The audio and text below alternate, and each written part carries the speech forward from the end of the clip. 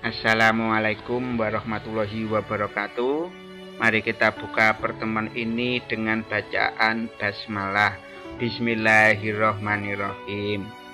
Anak-anakku, kemarin kita sudah membahas ada satu bagian dari sistem koordinasi yang ada pada manusia, yaitu ini, sistem saraf.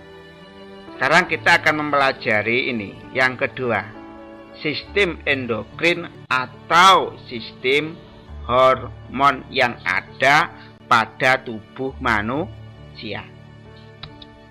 Nah, kita membahas sistem endokrin atau hormon pada manusia. Anda bisa membaca LKS halaman 92 sampai 93. Tujuan pembelajaran yang pertama, siswa dapat menjelaskan pengertian hormon. Yang kedua, siswa dapat menjelaskan jenis-jenis hormon dan fungsinya, beserta letaknya. Nah, menjadi pertanyaan, apa itu hormon? Hormon adalah zat yang dihasilkan oleh kelenjar endokrin yang disebut juga kelenjar buntu. Karena zat yang dihasilkan oleh kelenjar endokrin tidak dialirkan melalui saluran tertentu, tapi melalui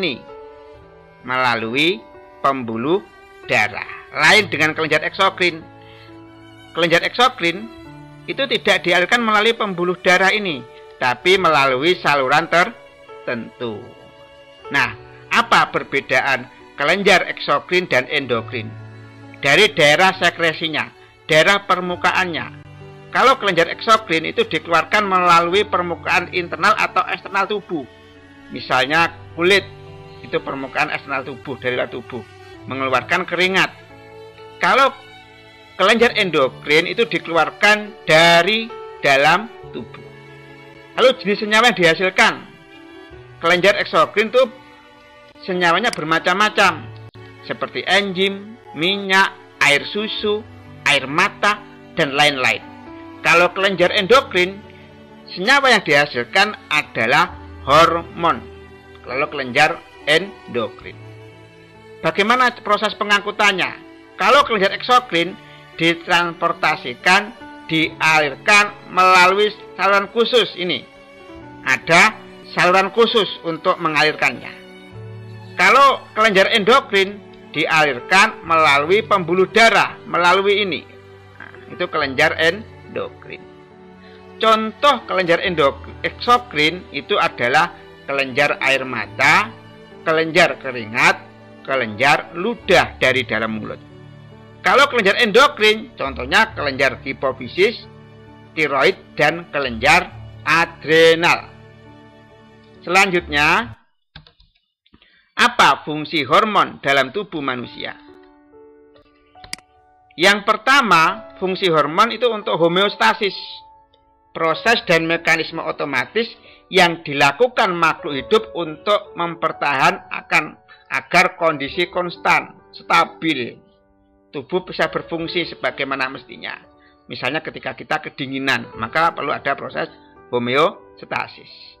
Hormon itu juga untuk pertumbuhan kita, sehingga kalau ada orang kerdil nggak bisa tumbuh dengan tinggi, maka mungkin ada persoalan hormonal, reproduksi, ya baik itu laki-laki dan perempuan. Kalau ada laki-laki atau perempuan mandul, mungkin juga ada masalah hormonal. Perempuan usia SMA 18 tahun belum menstruasi, mungkin ada masalah hormonal. Fungsi yang keempat, fungsi hormon adalah metabolisme, adalah seluruh reaksi kimia yang bertujuan untuk mempertahankan kehidupan yang terjadi di dalam suatu organisme. Contoh metabolisme itu respirasi, pernapasan, itu kan menghasilkan energi, itu untuk kelangsungan hidup organisme. Selain itu, fungsi hormon adalah untuk tingkah laku. Tingkah laku manusia itu sangat ditentukan oleh hormon kita. Nah, maaf, ada beberapa hormon Ya, kelenjar itu adalah contohnya kelenjar hipofisis di otak kita, hipotalamus, kelenjar tiroid, paratiroid di leher kita, kelenjar timus, kelenjar adrenalin, kelenjar pankreas, kelenjar kelamin kita itu bisa di testis bagi laki-laki dan ovarium bagi perempuan. Nah, sekarang jenis-jenis hormon. Saya akan menyebutkan 3 jenis hormon. Yang pertama, hipofisis atau pituitari di sini. Di otak besar kita, letaknya di otak besar di sini. Ini sering juga disebut master of gland karena mempengaruhi aktivitas kelenjar lain. Kelenjar kelamin misalnya. Seperti untuk perempuan adalah estrogen progesteron, kalau laki-laki itu adalah testosteron. Itu juga sangat dipengaruhi oleh kelenjar yang ada di hipofisis. Nah, apa saja kelenjar hipofisis itu? Yang pertama, ini hipofisis yang lobus anterior di bagian depan. ACTH. ACTH itu adalah adenocorticoid ya, hormon.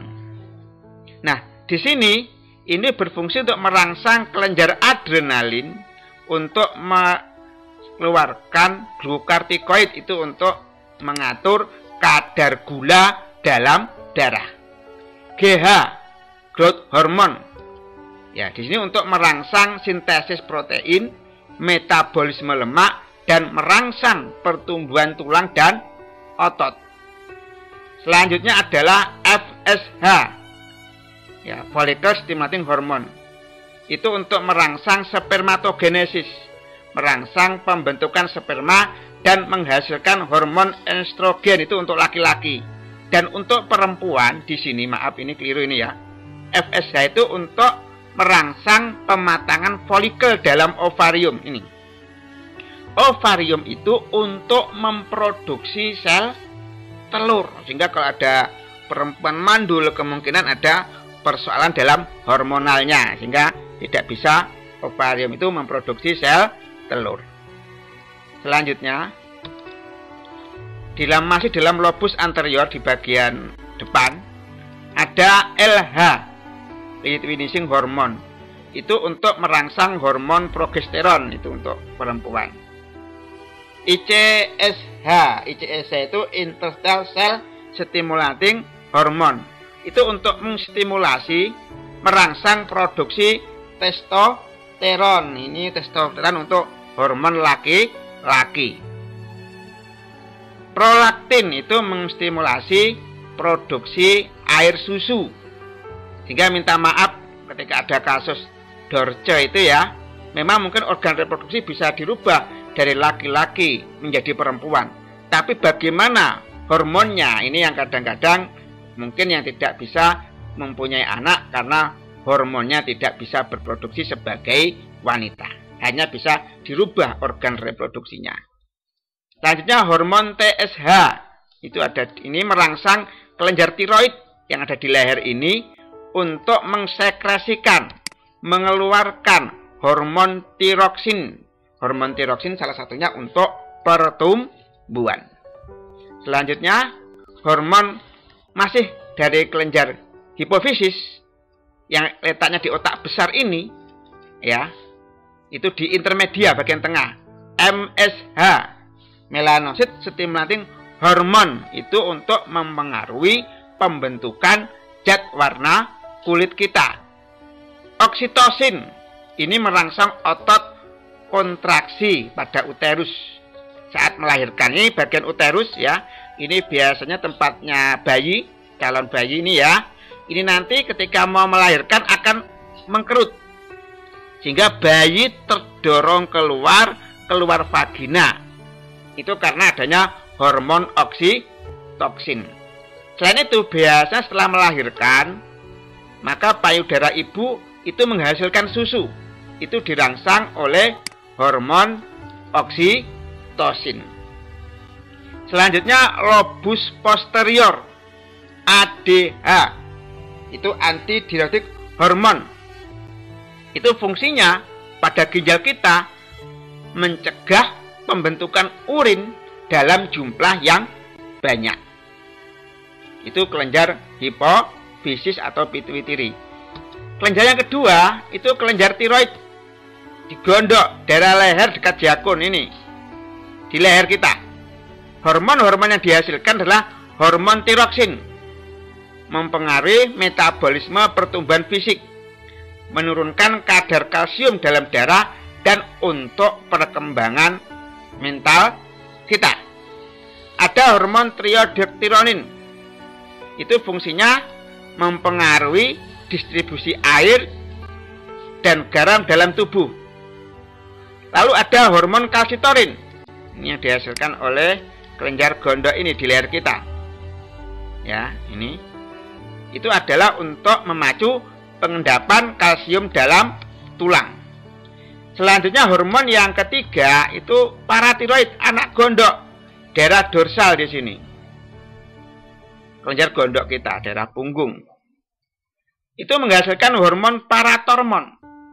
Fungsinya mengendalikan kadar kalsium dan fosfat dalam darah dan tulang. Ya, ini untuk hormon-hormon selanjutnya, hormon adrenalin, ya, hormon gonad, timus, itu akan kita bahas pada pertemuan yang akan datang. Mari kita tutup pertemuan kali ini dengan doa akhir majelis.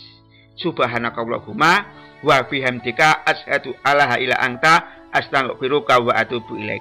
Wallahu muwaffiq ila aqwamit thoriq. Wassalamualaikum warahmatullahi wabarakatuh.